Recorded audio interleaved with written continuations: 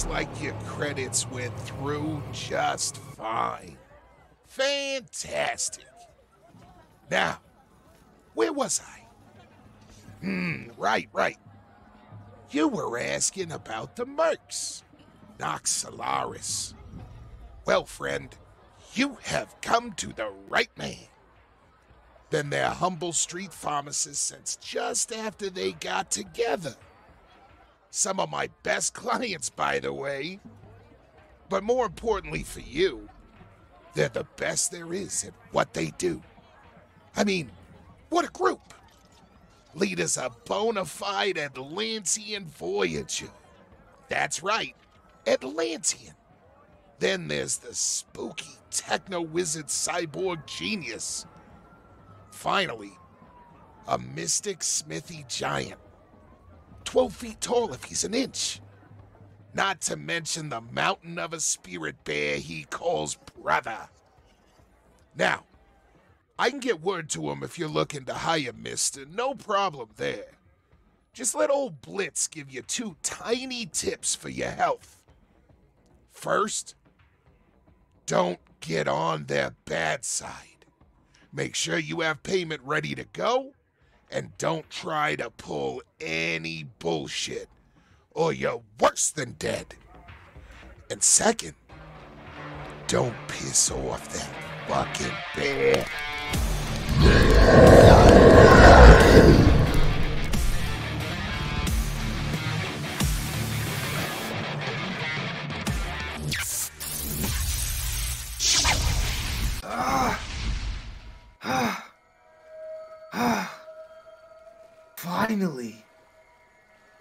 Finally, there you are.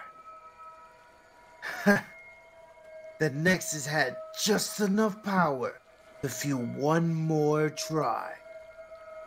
The last step. The Megaverse knows my Atlantean people as heroes, but a shadow of chaos has taken root in me. They try to bind it. They try to bury it. But when I finally called out to it, to you, from across the void, you answered, I am ready. Welcome, traveler, to the Black Shore.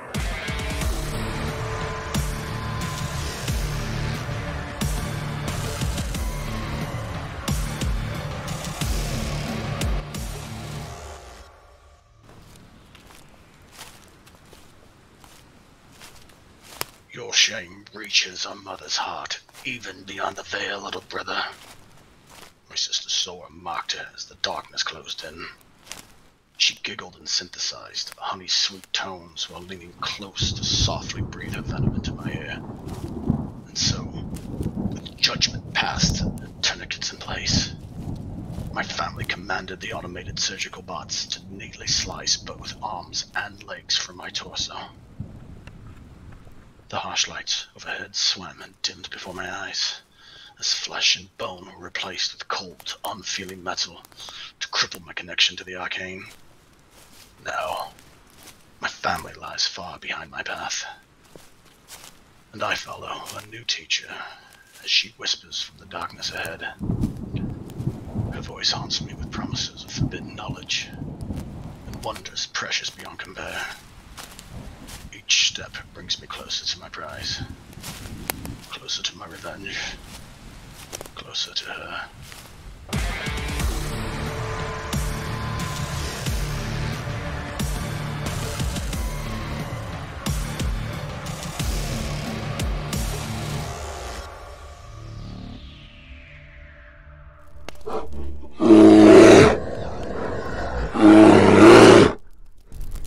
Nah, brother.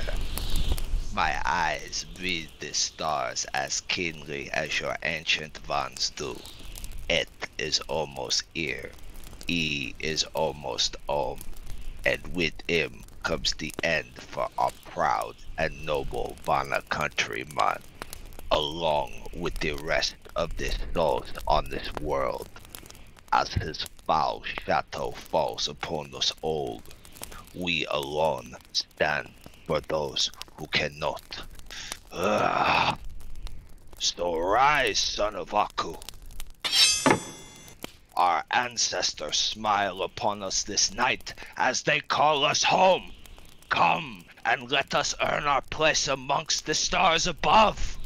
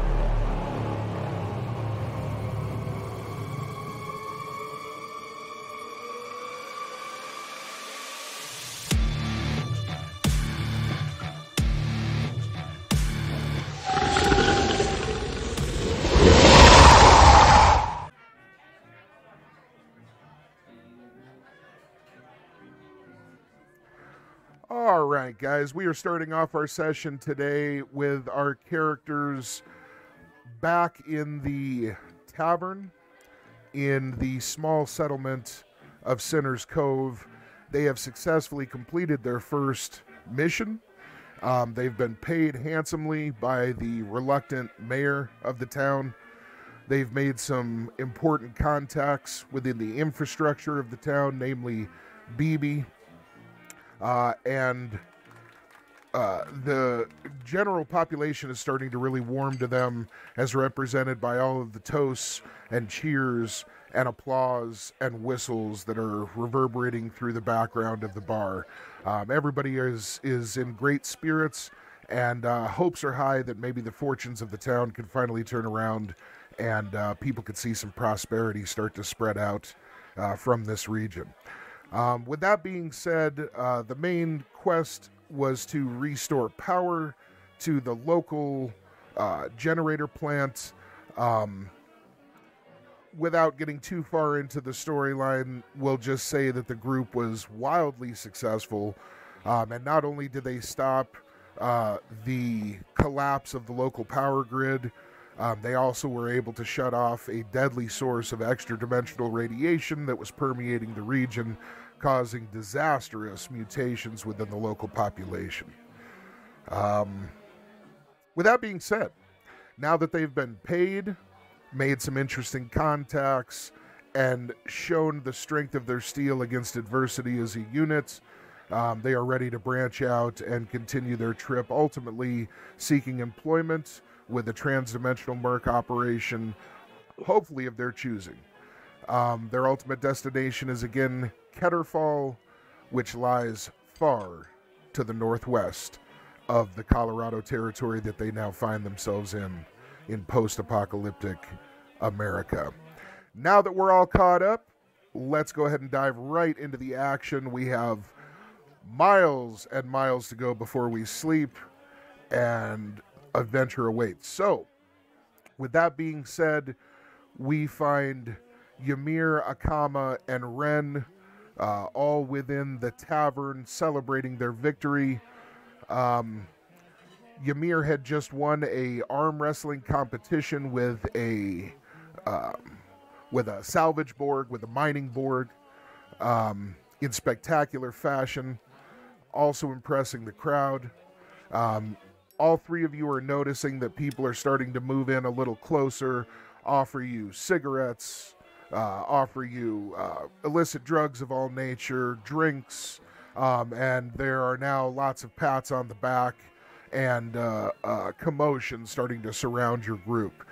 Now, we're going to say that Both Pilgrim and Harmony appear to be getting ready to leave the establishment, and this kind of catches all of your attention.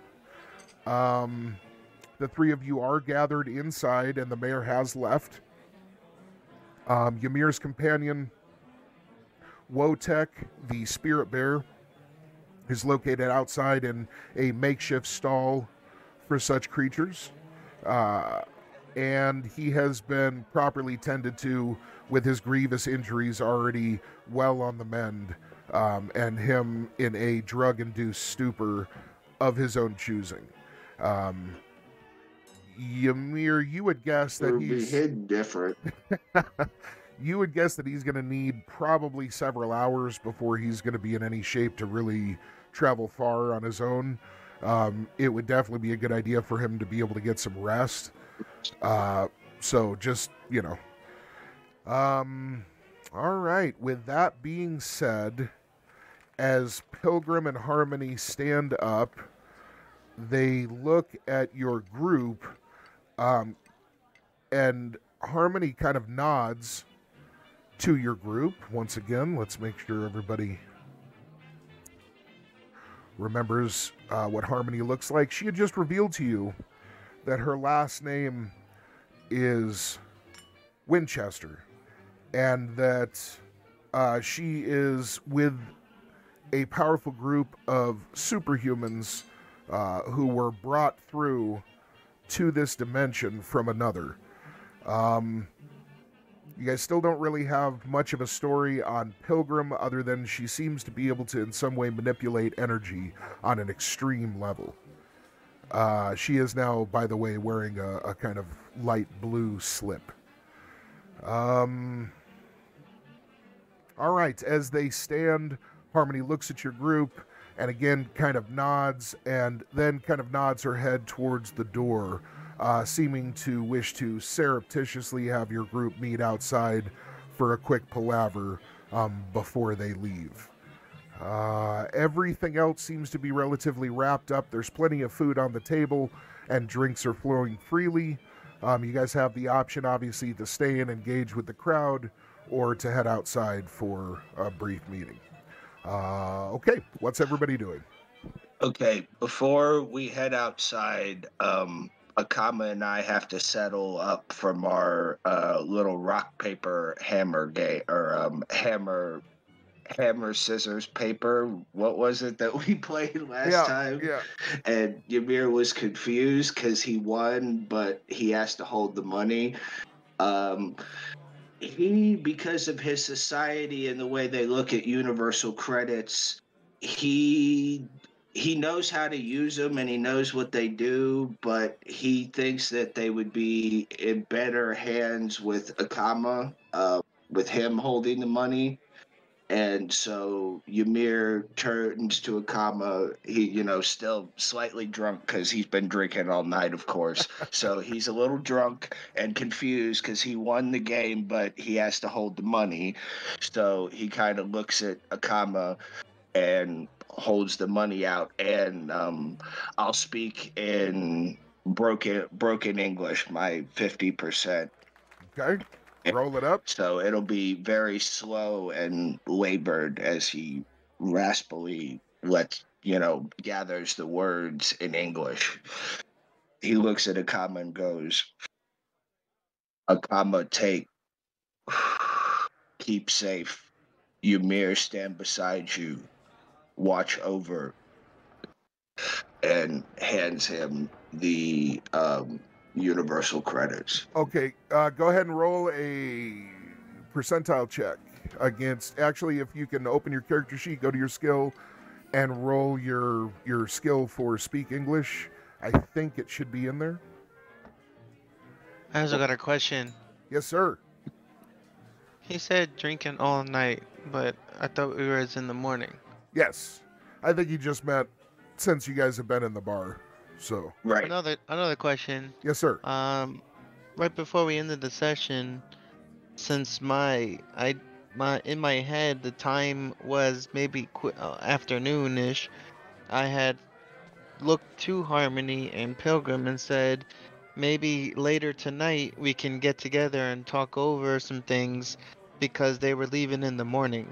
So is this morning like today morning? Yeah, I'm confused by that because did we No, get? no, I don't no. remember ever getting a night's sleep. No. You guys, well, you guys arrived. You guys arrived at night.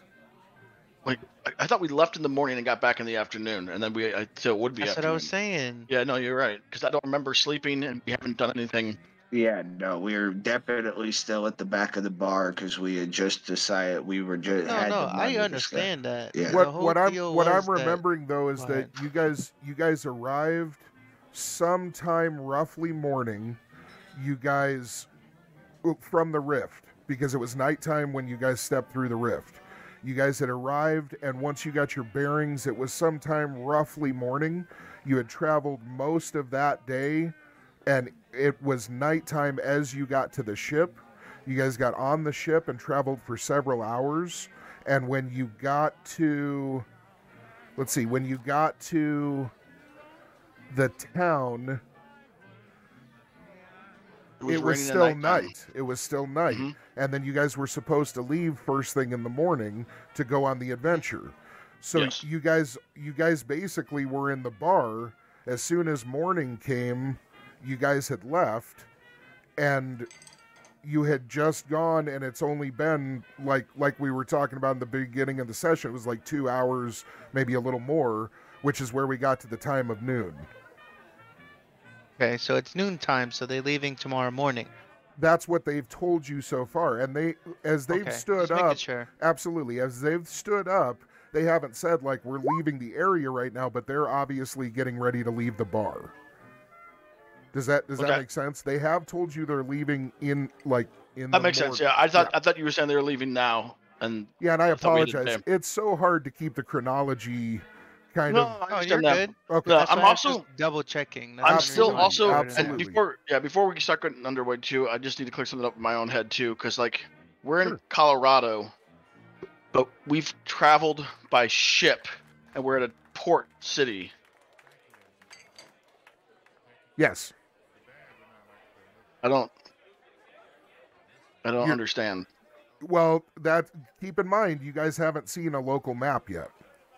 You guys have only We seen. have though. We've seen well, not a local map. We've You're seen seeing maps. a world map. Exactly. And there's nothing. You guys are not. We phased through like 6 dimensions on the ship ride. No, but we know, over but we here. know, but we know where we're at. So Yes. basically, so the maps that we have access to aren't necessarily accurate to what has happened and transpired in the area we're in. Absolutely. And when you take a look at like the world map that we've seen, which we can do real quick here, when you take a look at the over map, what you guys will notice is Our characters know that that this is not right and probably not accurate, and like what do you mean? like when we look at our map that looks like this, but then we know we're in the Colorado areas, and we know exactly like we're around area we're in, but then we see this large body of water. We're not like, oh, we must be somewhere else. We're like, no, this map must be wrong or incorrect. It's changed. No, Right. no, this map is just on a huge scale. So whatever's, and it's also a rough map. It's only showing the like major landmarks and physical features. So you guys did appear on some kind of body of land that had water around it. You got on a ship and traveled through the water and then reached ashore. You went through like a rift a few times. No, not necessarily a rift, but we went through like some type of dimensional change where it was different. Is this are we maybe getting hung up on, were you thinking that you were on an ocean? A large body of water for the ship size that we were on, not like a river. Okay. Absolutely. I will say this. Though that is a very, very valid question. If you guys can shelf it for just a little bit, I'm sure some That's fine. clarity will. Yeah, absolutely. That's fine. Yeah. I would just suggest don't assume that it was any kind of ocean. Large body of water could definitely be something else as well. So, Other than that, okay. Good. That D20 roll that you see, Odin, that was my speak English check. Ah, thank you, sir. I appreciate it. Everybody's back at the tavern. And let's take a look at Bear's roll. So, look at that. Look at that. All right, so you get every bit of the information that he was trying to put across. You also get the proper inflection from it, where you don't kind of think he's being aggressive or, demanding something. He's actually asking something of you with respect. So I reach my hand out and I give him a little grin and accept the credit. The cards. Universal cards. all right, so go ahead and make note that you're carrying those. And he hands them over. Okay, anybody doing anything else? I will. If they're walking out front, I'll stand up to go and follow Harmony and what's her name? Pilgrim? Pilgrim. Pilgrim, thank you. Okay. You get up, and as you do, plenty of people, plenty of patrons kind of bump into you and start clapping you on the back and everything. Makes you feel very uncomfortable. This isn't the kind of scene that you typically find to be relaxing or enjoyable. You're much more used to hovering over your studies and experimenting by yourself on the arcane and mechanical that interests you. So as you slip through the crowd, you're definitely ready to get out of this environment. You sidle up to Harmony, and as they start moving out, Ymir and Akama, what are you doing? Following Red's lead, Ymir, after settling his business with Akama, notices Red getting up to follow Harmony, so he follows Red's lead and starts walking out the bar. Okay. Yeah, follow. Okay, you guys all very quickly move to the exterior of the tavern, and as you do so, there we go. As you do so, it is still raining, but since it's daylight out, the cloud cover isn't too severe, so you guys are actually able to see all of your surroundings just fine. I think we've already got daylight turned on here. Take a quick look through Ymir's eyes. Nope. So we're just going to go right here. And we're Very tall up there, Odin. I hope you...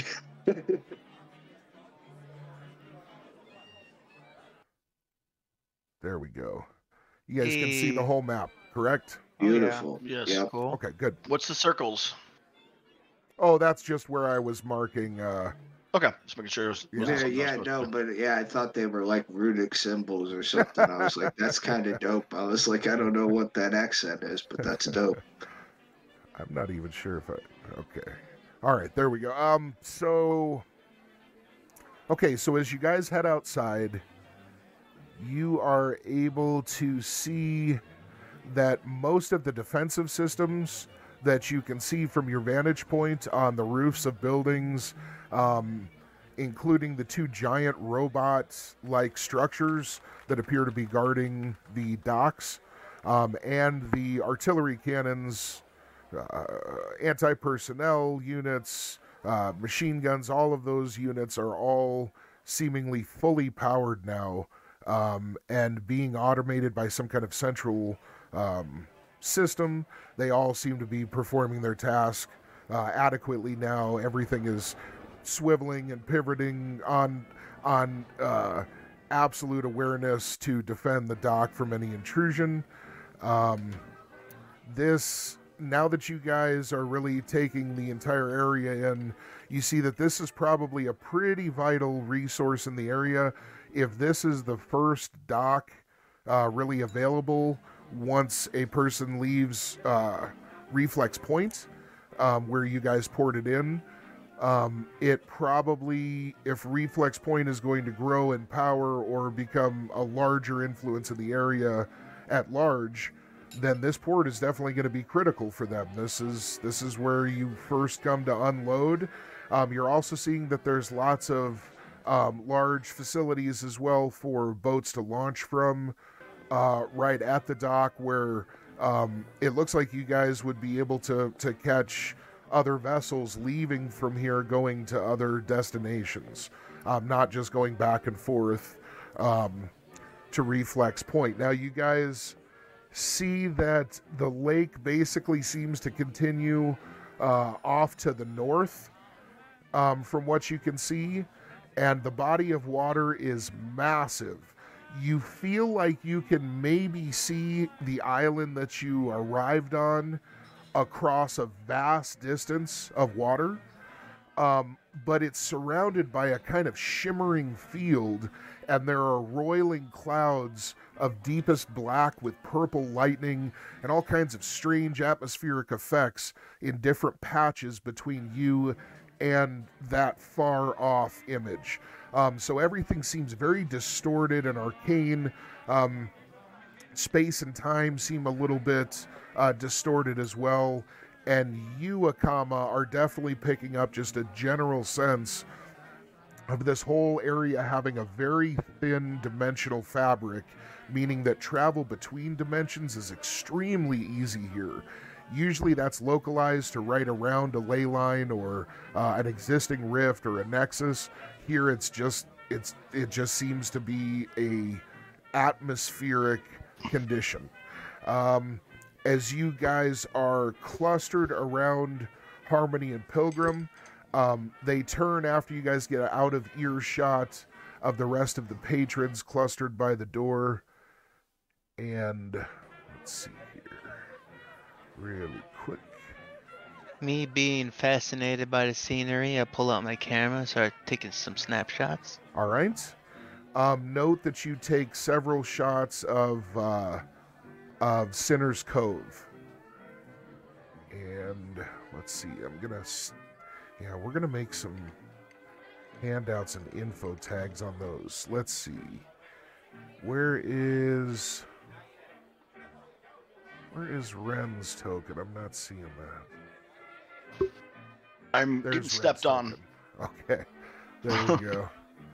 And a comma.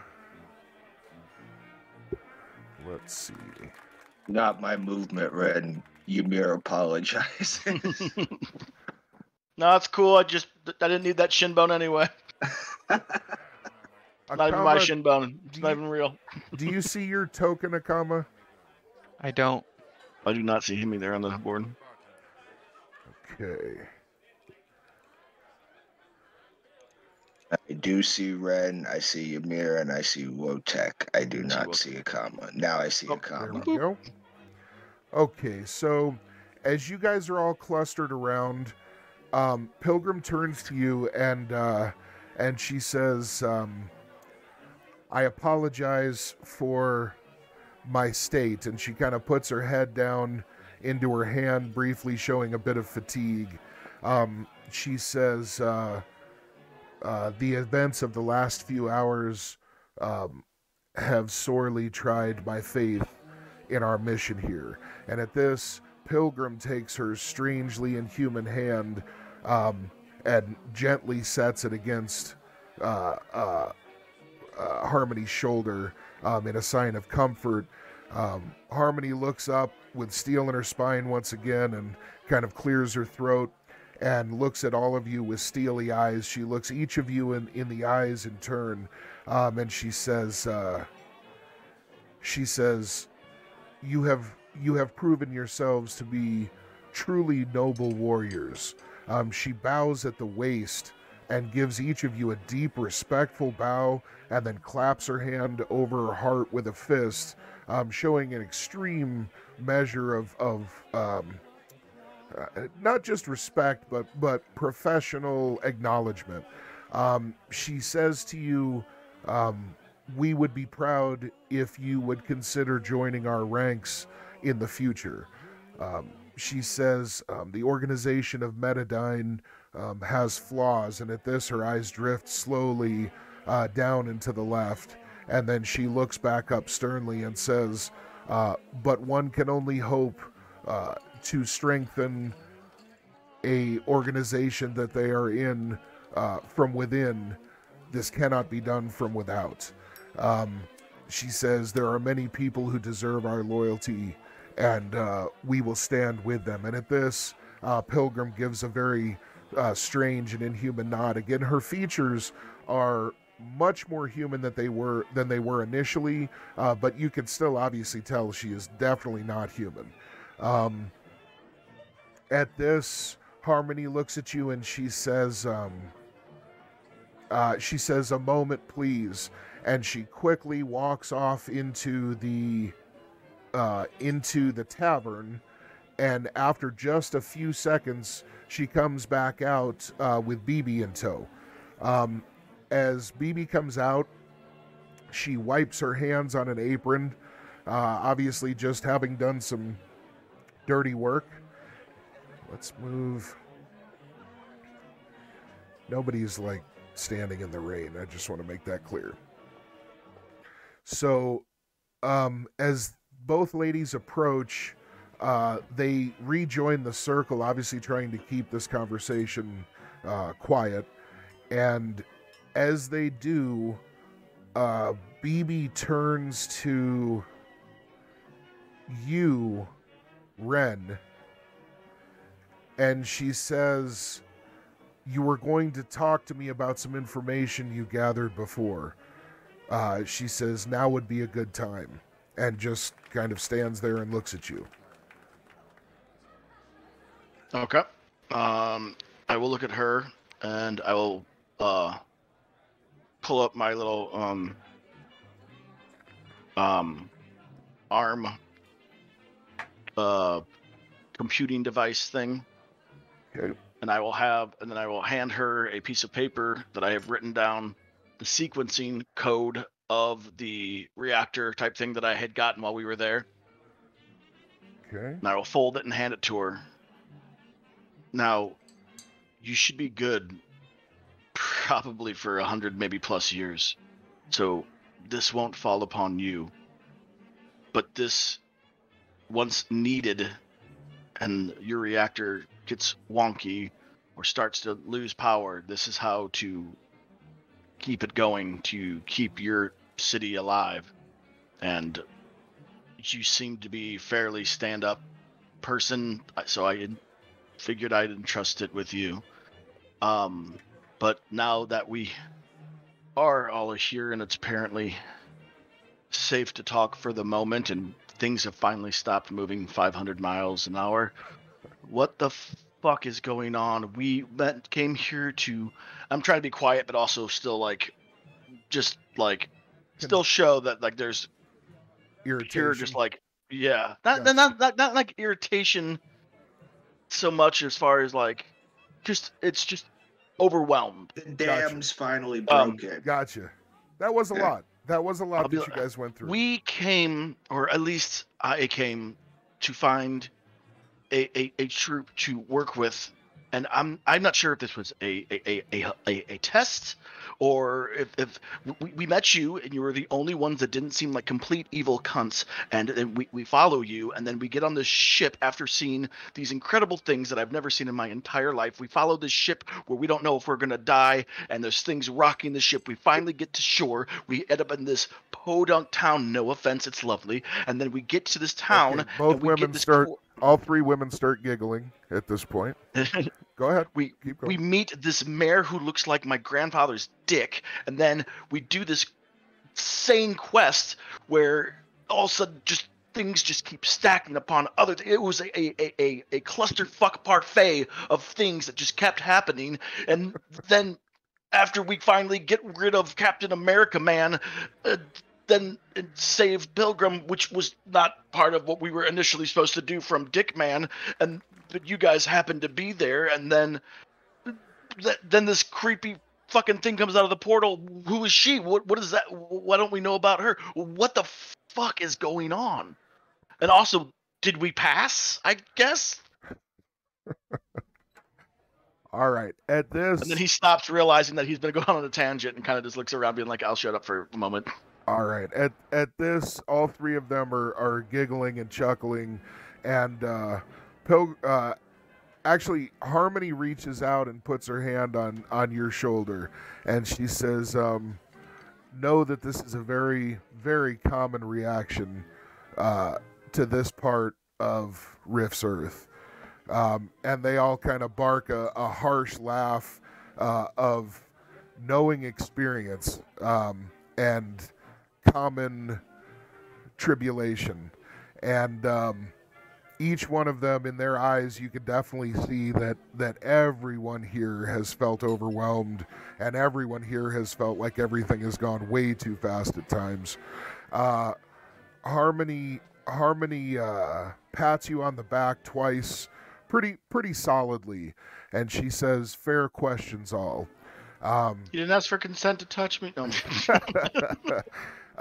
She says, to answer the most important question, why we are here, she looks over at Pilgrim and she nods. Pilgrim steps forward to you, Akama, and in a strange, almost purring voice, it sounds almost like a great cat, a lion, or a mountain lion when they do a deep, low, rumbling, growlish kind of purr. And I like where this is going. As she says it, she says, "Noble Atlantean." He says, "Please activate one of your magical one of your magical sigils." And as she says this, she just gently holds a hand up, palm towards you, in basically just waiting. I look at her in a confused manner and say, "For what? What is the purpose?" If I may ask. Harmony speaks up and she just closes her eyes and bows her head calmly, and she says, "Please, just indulge us. Something that will not require much power." Okay. I'll go ahead and reach for my 3 eyes Okay. and press my tattoo. Okay.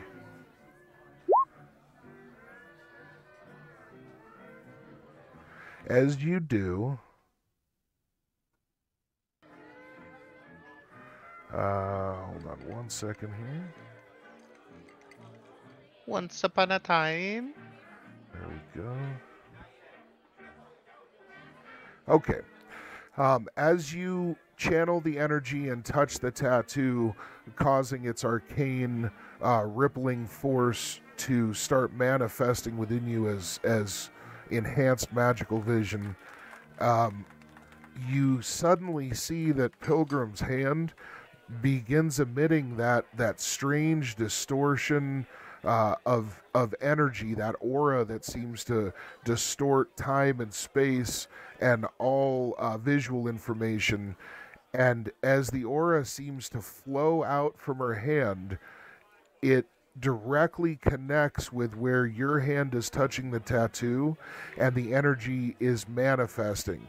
And as she does so, you notice that the energy, you feel the initial spark, the initial flare of true sight and true insight into the cosmos, but that flare snuffs out as quickly as a campfire being born in a torrential downpour.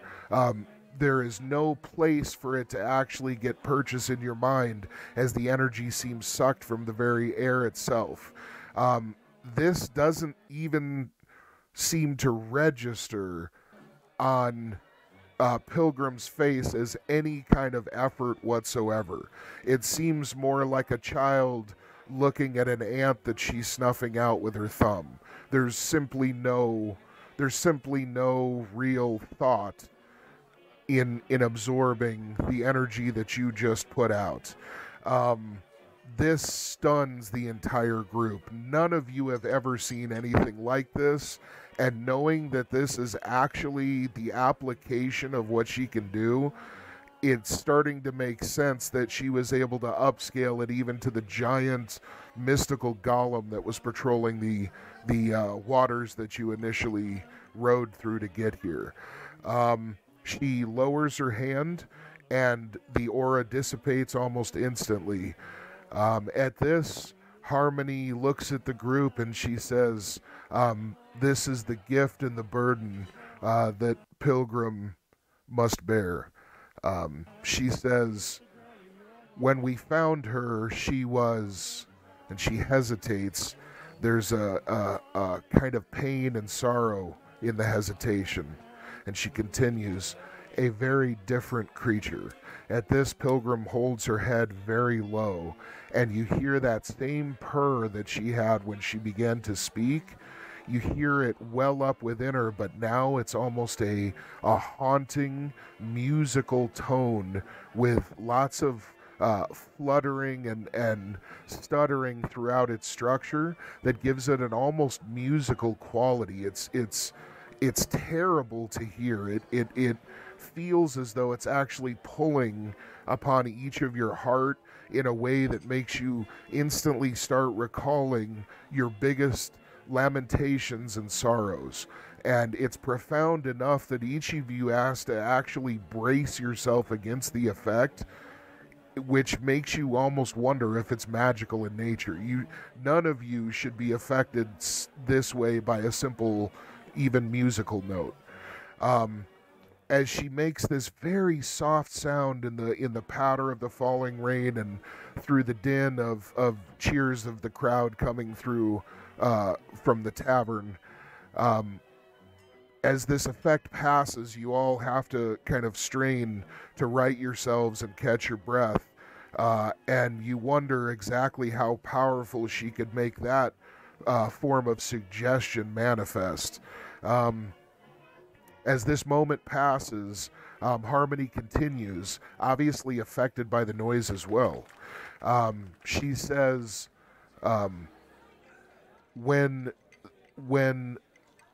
our superiors in Metadine realized how her powers had changed and what she could now do, they instructed the Patriots to begin a campaign of searching out extremely dangerous and hazardous locations for Pilgrim to be inserted into. Every time she is able to absorb an energy signature, and with this she reaches out and gently grabs a hold of Pilgrim's wrist. Where is your three eyes tattoo located again? I gotta check. Give me a second. 3 eyes right above my navel. Okay. As she grabs a hold of Pilgrim's wrist gently, but firmly, she holds her arm up, and she says, "Watch," and she points right at Pilgrim's wrist that she had held up to absorb the energy. And as she does, Pilgrim nods, and you can see a very faint trail of sparkling energy kind of hovering around in her palm. And as she holds it up to you, you guys see that sparkling energy actually slowly drains through her forearm and up into her chest. And you see that it seems to spread out through her body and dissipate evenly. And as she does this, after just a second, you see the energy coalesce into a bright, flashing, arcing pattern that perfectly resembles your tattoo, right above her navel, right in the exact same place. And as it does so, you see that it shines intensely bright for just a moment and then flares out. Afterwards, you see that Pilgrim closes her eyes, and when she opens them again, mere seconds later, you see that her eyes are shining with a similar kind of energy, and the pattern seems to faintly trace across her forehead where usually the manifestation takes place. At this, the two glowing eyes match perfectly in color and intensity with the symbol upon her forehead, and at this, you see a wide smile pierce across her face, so broad, in fact, that her true form again emerges. You're able to see that there's a look of almost ecstasy on her face as she begins looking around at the world. You're all sure now through what Akama sees whenever he activates his tattoo. She seems lost in this as Harmony begins speaking again. Harmony actually chuckles and looks over at you, Akama, and she says, apparently that must be a pretty enjoyable point of view on the world, eh? And you realize that she realizes, yes, this individual is able to absorb these kind of abilities with no effort whatsoever. Did you want to... God. Okay, all right. As you say this, Pilgrim kind of nods her head, and you realize that she's gone through her own... You're not sure what she's seen Pilgrim be able to do, but Harmony is definitely starting to grow accustomed to these kind of miraculous feats. All three of you, in all of your experience, you've never seen a being be able to do anything like this. This should not in any way be possible. Ymir, through all of the lore that you've been exposed to, never have you even heard of this kind of thing. Akama, you are incredibly well versed in dimensional travel and magic. Even though you're not maybe as technically knowledgeable as Ren would be, you have access to the Atlantean lore base, which is incredibly vast. They are the premier dimensional travelers and explorers of the Megaverse. Even in all of the lore that you've been exposed to, everything you've ever heard says that that can't happen. Nothing can imitate tattoo magic. It's impossible. And there are many layers to that, from how only certain people can put tattoos on of that nature, to how only certain beings are able to use them, and on and on and on. And then Ren, to you, this is a full-on miracle. No living, supernatural, mechanical, or metaphysical means has ever been deciphered that should be able to do this kind of working of magic, if it even is magic.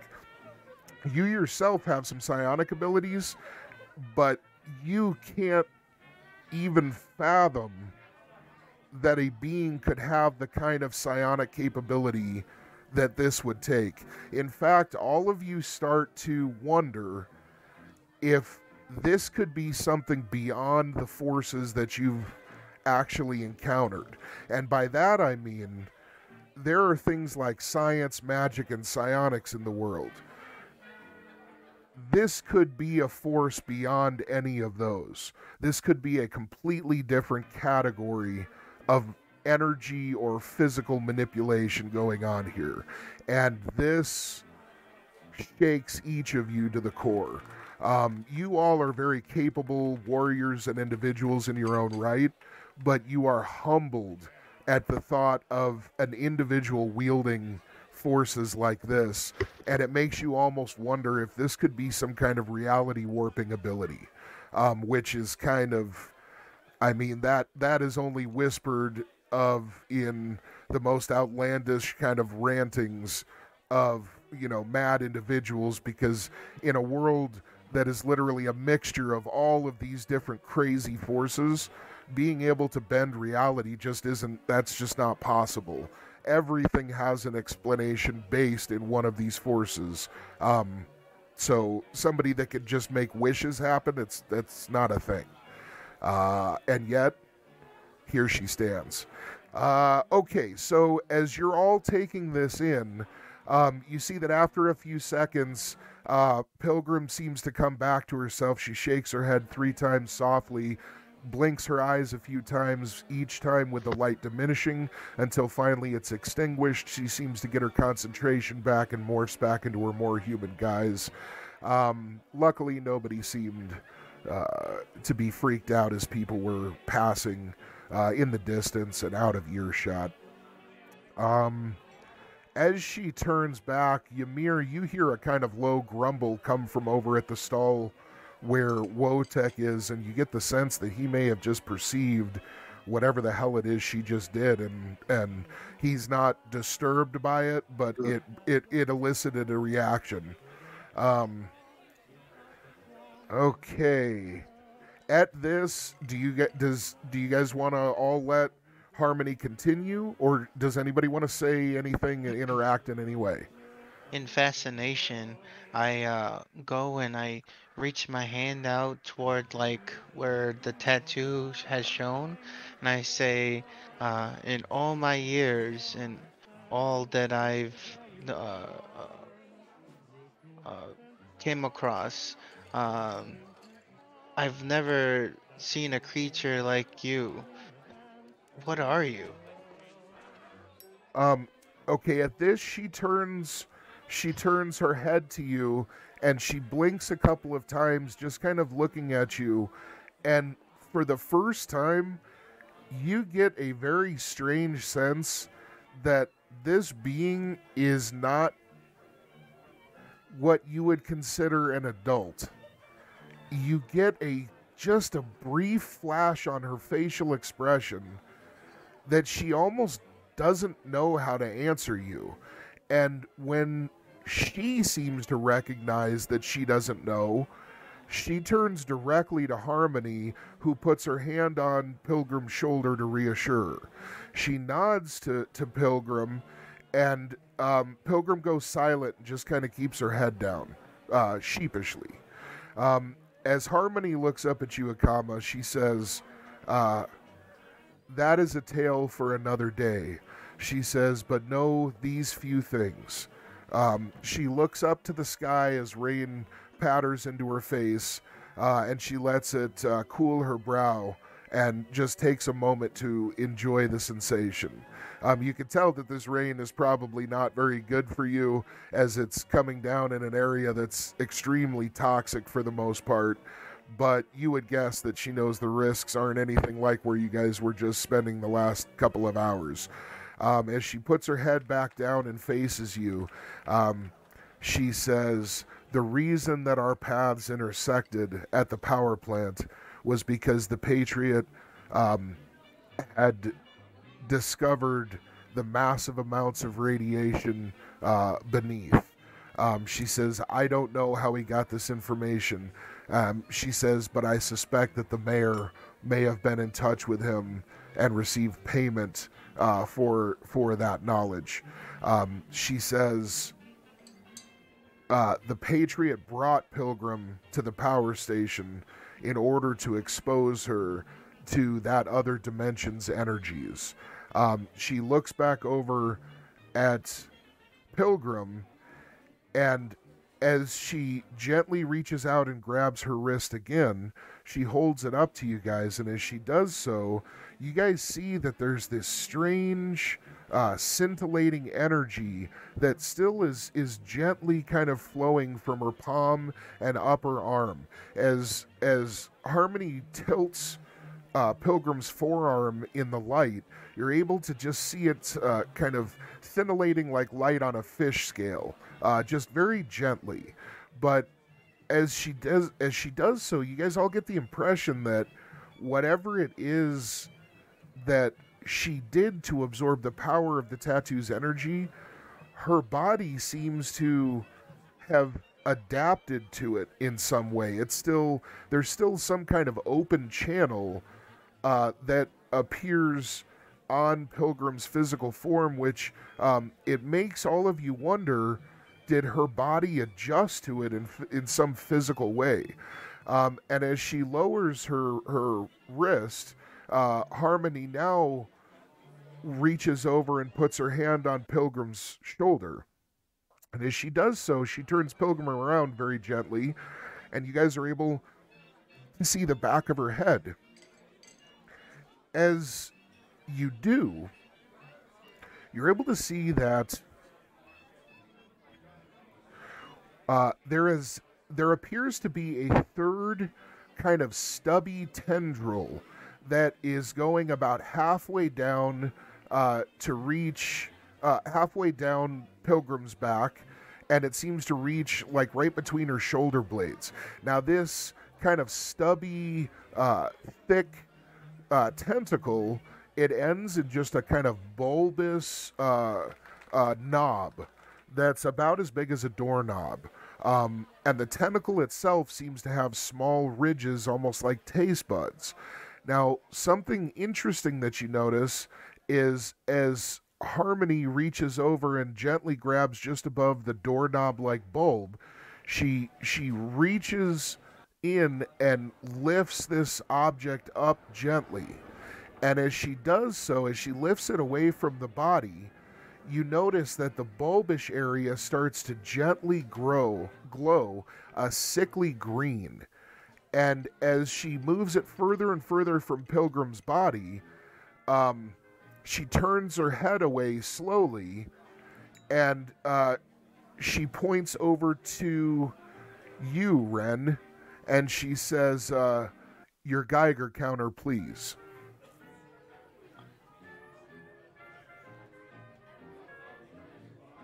Asking for our Geiger? Yep. I'll hand it to her. Okay, you hand it over. I mean, is mine a separate device though, or is mine actually attached on me? Like, is it part of my? I think we had it in your wrist deal, I believe. Do you want to just turn it on? Yeah. Okay. As you do, you notice that it's still in very safe levels right now, but as soon as you turn it on and give it a few seconds, she raises the bulb just slightly, and immediately the level of radiation begins spiking extremely high with just a movement of maybe 1.5 inches. And she's doing this incredibly slowly, obviously being very, very cautious. As soon as you guys all hear the spike, she gently lowers the tendril back down, and as she does so, the light completely extinguishes. Once it reaches Pilgrim's back once again, Pilgrim seems to relax a little, implying that she had some kind of effort going on during this demonstration. Harmony pats Pilgrim on the back and then looks up at you all, and she says, that is her newest adaptation from going into the other dimension and absorbing its radiation. She lowers her head slightly and says, we had no idea if it would kill her or if she would even be able to do it. But the Patriot doesn't care, and neither does. And at this, she stiffens slightly, and then she looks up at all of you with stern eyes, and she says, it matters not. She says, we have several other necessary stops to make on our travels. She says, but I would give you some information to aid you on your way. At this, she looks around at all of you, and she says, do any of you have anything further to discuss with BB before she gets back to her work? BB, this entire time, as you gave her the sequence, this entire time, she's just been looking it over almost completely dumbfounded. And as she takes it and very carefully puts it away in a hidden pouch within her work apron, you see that she actually has some tears that have been running down her face that look like tears of joy, judging by her expression, but it's been hard to see in the rain. She actually was standing out to the side a little bit and kind of facing away from most of you guys. As she turns back around at the mention of her name, she very quickly wipes her tears away and looks at all of you with very hopeful and ecstatic eyes, and raises her eyebrows kind of in anticipation to see if anybody's wanting to discuss anything with her. At this point, is there anything anyone wants to say or do? I'm still kind of in what the fuck mode, and still like confused because nothing that I've asked really was answered that well, so I'm just kind of just observing. Okay. All right. You get the feeling that Pilgrim's about to go into more, but she'd kind of like BB not here for the rest of it. So. Well, yeah, that's fine. Yeah, that's okay. That's fine. But yeah, I'm just kind of sitting there. I'll look briefly at just be like, sorry if that was a lot. You can do whatever you want with it. Like I said, you'll be long dead before you have to do anything with it, so you can throw it away if it's too much pressure. But like I said, you were the only one that kind of seemed decent out of the couple of townsfolk we met, so I figured that you probably would deserve it the most. I hope I didn't make the wrong decision. Okay, at this, she puts her hands together in a praying-like motion and bows her head slightly to you. It seems like a very unfamiliar gesture to her, probably meaning that it's quite sincere. And as she does so, she says, "Noble sir, know that this will be put to good use." She says, "You don't have to call me noble or sir." Okay, she kind of chuckles a little and she says, "What would you have us call you?" Champion. Oh, no, shush. Now, Ren. I want to give you a little perspective real quick. Sure. You guys have come into town. You've saved the day. The entire community is celebrating you inside right now. So, as she's asking you what you would have all of them call you, consider this is like, you guys kind of need to be known by something, and if you're going to be helping people out, this might be a good discussion to have, like, Musketeers. I mean, you feel me, right? You guys see where I'm going? Mm-hmm. Okay, I just want to throw that out because it's a conversation at some point you guys are going to want to have. So, we'll get back to you on that. But at the moment, we're just three guys doing some things, You be happy with what we've done for you, but I'd rather not be the focus of any conversation if I have any say. Okay. At that, at what you guys say, she nods and she seems to take it very seriously. She understands that you're not wanting to necessarily make a huge name for yourselves just yet. And she nods and she says, know that whenever you are here, you will be treated with great favor by all of the citizens of Standing. She says, you will always have free room and board and free meals and drinks as well. And at this, you're all really, really impressed because for a small community, especially in the wastelands, that could mean people basically being able to kind of quasi-retire or take a nice long break from adventuring and know that they're actually going to be relatively taken care of and okay. So this is quite the achievement for this community. And again, from what you've heard, this place could wind up being pretty fucking important, guys. Pretty fucking important.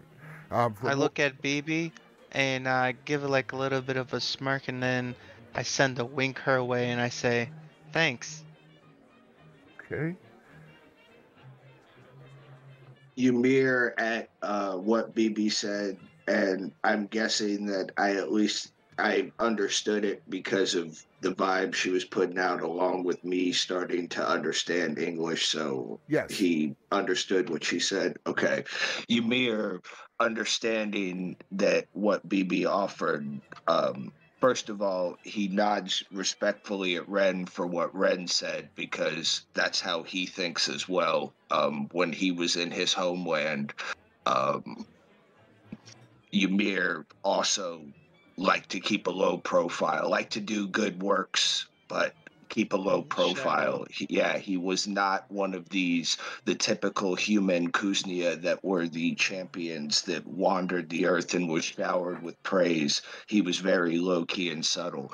So he nods first respectfully to Ren, and then understanding what Bibi said, he gives a very deep nod, understanding that not only is what she's offering, but also for what she's done with Wotek. Okay. At this, she reciprocates the bow, and she actually reaches out, Ymir, and she reaches out and grabs like one of your fingers, and she kind of pulls you down to her level. And this startles you just a little bit. You usually these tiny creatures are much more frightened of you than this. And as she does so, and you lean forward, she reaches a gentle palm up to your gargantuan face, your hairy fucking tusk, spiked face, and as she kind of gently puts her hand on your cheek, she says, all around will know of the noble giant who helped this community. And she bows her head very slightly and touches her forehead to yours just ever so gently.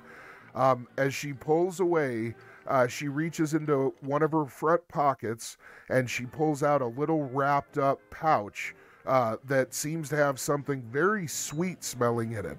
She hands it to you and she says,